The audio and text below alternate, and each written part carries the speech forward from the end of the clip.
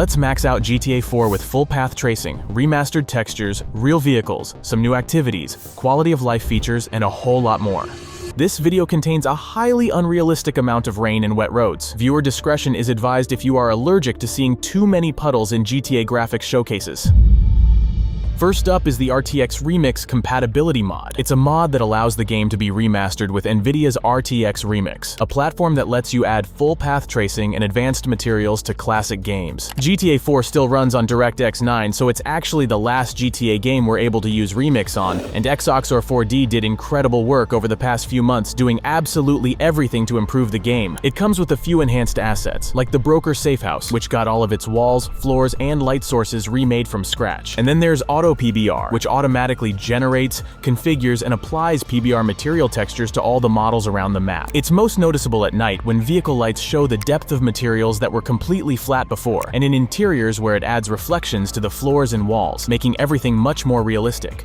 During the daytime, the biggest difference is visible on the buildings, especially all the glass skyscrapers, which now actually have realistic, reflective materials. The mod also comes with raindrops on vehicles and character clothing, which is yet another thing never done to GTA 4 before.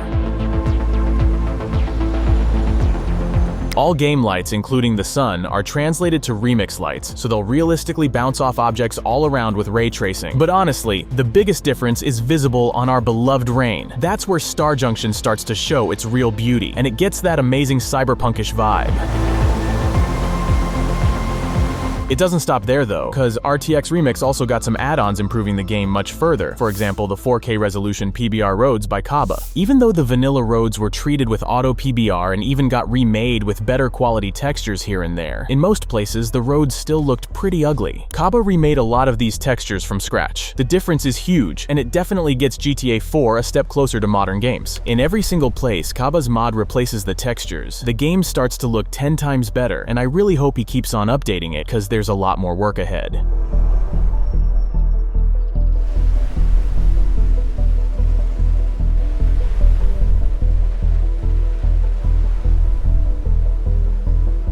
Another add-on for RTX Remix was made by Warcaco, and not gonna lie, this one is even better. It not only replaces a lot of various road textures and is fully compatible with Kaba's mod, but it enhances way more assets. Stuff like the iconic Nico outfit, which now looks incredibly crisp, or multiple windows which finally got proper ray tracing reflections. Garbage and trash bins also got completely redone, and a lot of the buildings got 4K resolution textures with actual depth. Enhancing the entire map to look this detailed is probably gonna take months or even years, so hopefully more people join in to finish this project because I think it has crazy potential.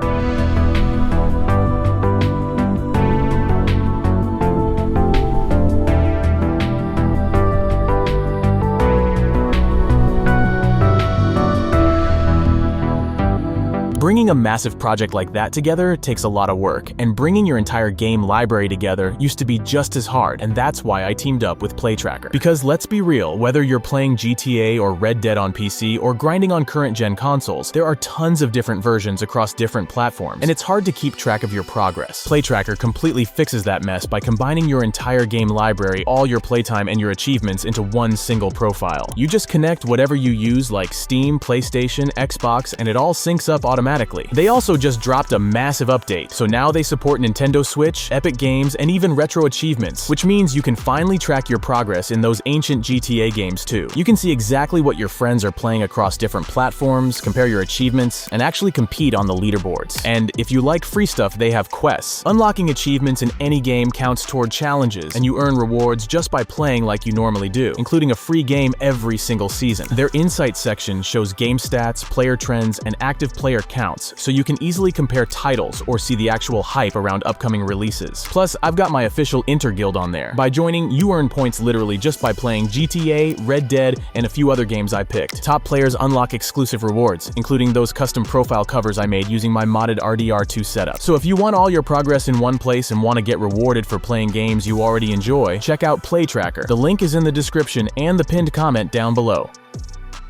And getting back to mods, to improve the visuals even further, there's Dale's natural time cycle, which got fully adapted for RTX Remix. I think it's an absolute must-have, because while the base RTX mod looks good, it's definitely over-brightened. Dale improved not only that, but also sky horizon colors, star and moon settings, cloud settings, color balancing, and fog colors. Overall, the game just looks much more natural now. The brightness isn't over-exaggerated anymore, and it still keeps that classic foggy and gritty GTA 4 look. The sunsets look incredibly crisp, and honestly, if I could, I would just drive around like this all day because I literally can't get enough of those warm colors. Then you've got the rainy weathers during the daytime, which make the game look 10 times more realistic with all the reflections. And Dale got the color correction exactly on point, so it all looks completely natural.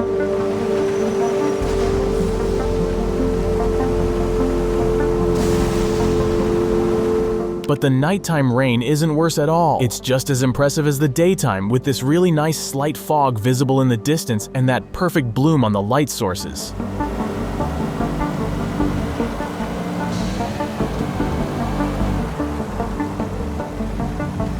And a perfect addition to that is Project Lights, which is also fully compatible with RTX Remix. The gas station I've shown before now has way more light sources and looks much more realistic, but there's a lot more locations that got redone lighting. So now you'll notice extra light sources on pretty much every corner of the map, and it looks absolutely stunning at night.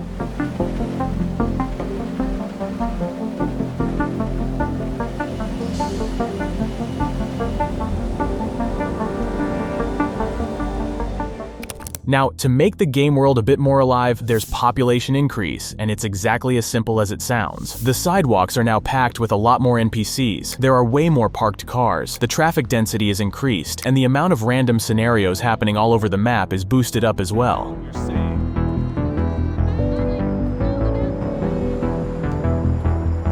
Now, to be honest, the problem with RTX Remix starts when we try to install any mod that replaces assets, like vehicle mods. I've got the GCU car pack, and while it works perfectly in the vanilla game, with Remix, most of the vehicles are completely matte. Their windows lack reflections, there's a ton of Z-fighting on the lights, and the list just goes on and on. The issue is that every single material has to be specifically adapted to Remix, and that's actually being worked on by people from Dale's server, so most of the vehicles finally got reflective paint, and some of them got working windows. But here comes the next issue. While the game looks absolutely stunning, and with the real vehicle pack it resembles the real New York City more than ever, to be honest, the performance is absolutely terrible. The thing is, the base RTX Remix just isn't very performance friendly. It runs at around 50 FPS on an RTX 4090 with frame generation enabled, but it got worse with every single mod we installed, and the vehicle pack made it worse than ever. In situations where the street is packed with vehicles, my FPS drops to something around 15, so it's basically unplayable. So if we were to replace all the building textures with 4K resolutions, I think the game simply won't handle it. And while I fully appreciate the work of everyone working on RTX Remix and all these additional mods, it's way too early to call it a fully playable and well-optimized mod. And right in this moment of modding the game, I had to bring out the big guns, which is, of course, the RTX 5090. Yeah, I did it just for this video, expecting some significant performance boost, but the reality turned out to be completely different. I got around 5 to 10 frames more, and while the better GPU let me use better frame generation, it honestly didn't make any big difference. So let's make it even worse and add the 4K high poly model set by Capibos, made specifically for RTX Remix. It replaces over 30 props used all over the map, including multiple variants of trash bins, mailboxes, dumpsters, all types of barrels, traffic cones, and the list just goes on and on. The author actually said there's no performance drop because the models were properly optimized, so it seems like a perfect addition, especially looking at how bad the game already works.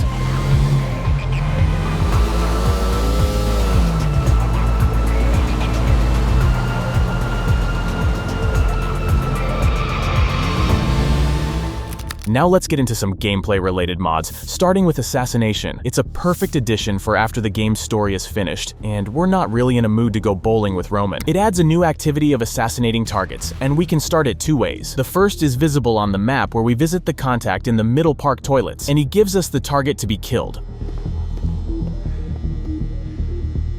Hi, give me a number 2. Yeah, well, thank you. Or we can go through any payphone in the city where we just gotta press E to call the contact. It's brilliant because it not only gives us random targets to be killed, but often the target must be killed in a certain way for extra money, like we gotta dress up in a certain outfit or go to the destination in a specific car color. And once we're there, we get specific tasks like killing them using our bare hands or a certain weapon, which makes it even more interesting.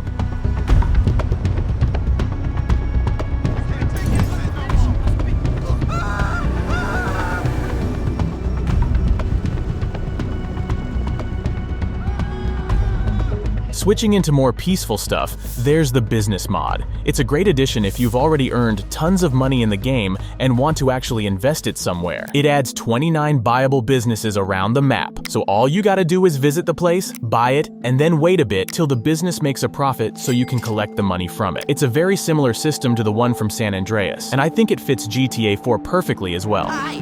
Thanks for choosing Perseus! Oh my god!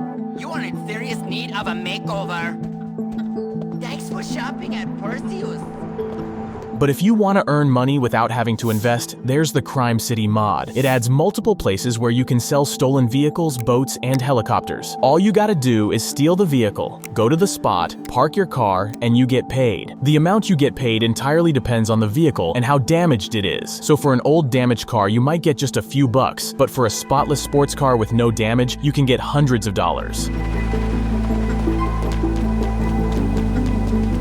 And then we have another mod letting us manage our money, and I'm talking about the bank account mod. Now you can actually store your money in a bank account and earn interest. Pressing B marks the nearest ATM on your map. Once you're there, just press it again to start the transaction, and using A and D, you choose exactly how much money you want to move to or from the account. It's probably the easiest way to make our money work, and obviously, the more money we store in the bank, the more interest we get. And another important thing is that the less cash we carry, the less money we'll lose from dying or being arrested. So it's not only about earning interest, but also protecting our money. I noticed that like 90% of you guys watching still aren't subscribed. Now is the absolute best time to drop a sub. I'd really appreciate it. And getting back to the video, one of the most annoying things in GTA traffic is when AI vehicles try to overtake or just straight up crash into us when stopping at traffic lights or when we're just stopped anywhere. And that can be easily solved with the ultimate overtaking fix. That script detects vehicles approaching from behind when we're stopped on the street and completely freezes their position to prevent them from overtaking the player. Now we can realistically stop at red lights or just annoy other drivers without worrying they'll scratch our vehicle.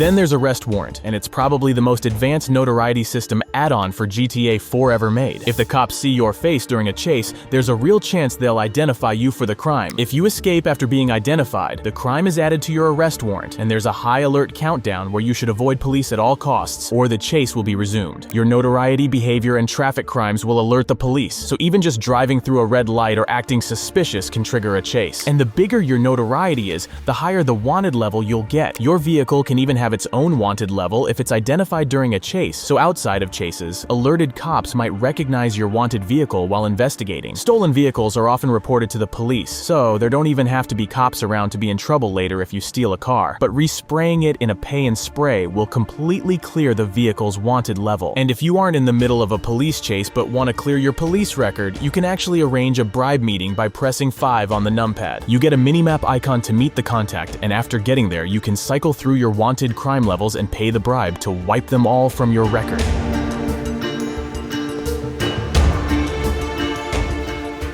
And if you still don't have enough reasons to get arrested, there's the Robbery mod. It brings a robbery feature similar to the one from GTA 5. It covers the museum and all Burger Shot and Cluck and Bell restaurants, and all you gotta do is aim your weapon at the shopkeeper. You get your money plus a 4-star wanted level, so the chase won't be that easy to shake off. It's a pretty simple and nice addition which I honestly think should have been in the game from day one.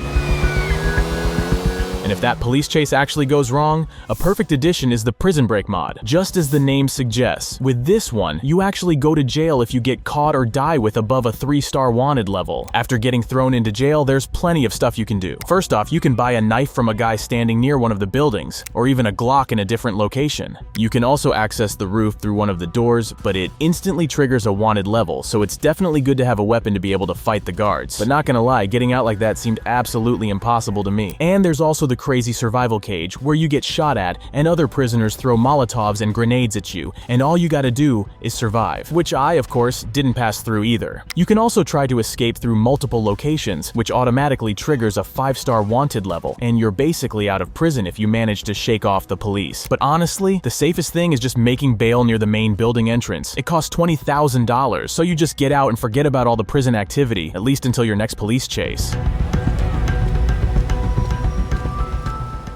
Now let's revamp the gunplay a bit, starting with Real Reload. It's a simple script doing two main things. First off, switching weapons no longer magically refills the gun's mag. So if you empty half of it, it remains exactly the same after switching to a different weapon and then switching back. There's a small delay while loading the amount of ammo, but it works great anyway. And additionally, reloading completely discards the remaining ammo in the mag, which is also realistic because we literally get rid of all of our ammo while reloading. The only exception, which is also realistic, are the shotguns, because they don't use magazines, so you don't lose anything while reloading those. Then there's tactical weapon sounds. The vanilla weapon sounds are already good, and probably everyone knows them well by now.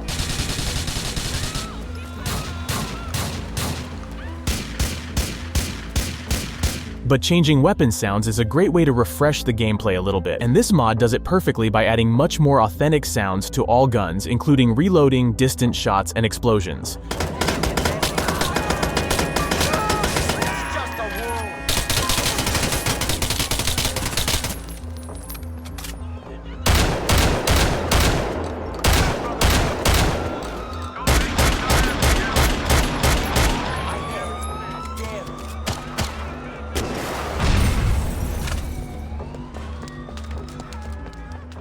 Next is one of the simplest mods, Dot Crosshair with HP. It removes the circle around the crosshair, making the HUD much cleaner, and additionally increases the size of the dot for better visibility. It's one of the very few mods here that wasn't explicitly made for RTX Remix, but still works surprisingly well with zero issues, and I think it just makes shooting look much cleaner and easier.